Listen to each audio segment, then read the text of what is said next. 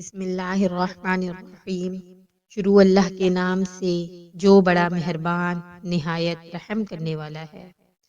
ایک حدیث میں رسول اللہ صلی اللہ علیہ وسلم نے فرمایا، حضرت آدم اور حضرت موسیٰ علیہ السلام نے اپنے رب کے سامنے ایک دوسرے کو دلیلیں دیں اور حضرت آدم دلیل میں حضرت موسیٰ پر غالب آ گئے۔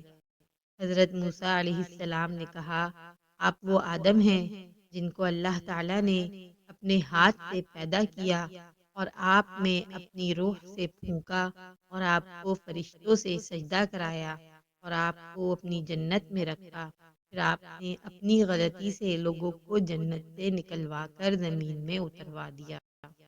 حضرت آدم علیہ السلام نے فرمایا، تم وہ موسیٰ ہو جسے اللہ تعالیٰ نے اپنی رسالت اور اپنی ہم کلامی کے ذریعے سے فضیلت بخشی اور تمہیں تورات کی وہ تختیاں عطا کیں جن میں ہر چیز کی وضاحت ہے، اور تمہیں سرگوشی کیے جانے والا بنا کر اپنا قرب عطا فرمایا۔ تم یہ بتاؤ، تمہارے علم کے مطابق اللہ نے میری پیدائش سے کتنی مدت پہلے تورات کو اس صورت میں لکھا جس طرح وہ تم پر نازل ہوئی؟ موسیٰ علیہ السلام نے کہا، 40 سال سے قبل۔ حضرت آدم علیہ السلام نے کہا، کیا تم نے اس میں یہ لکھا ہوا پایا؟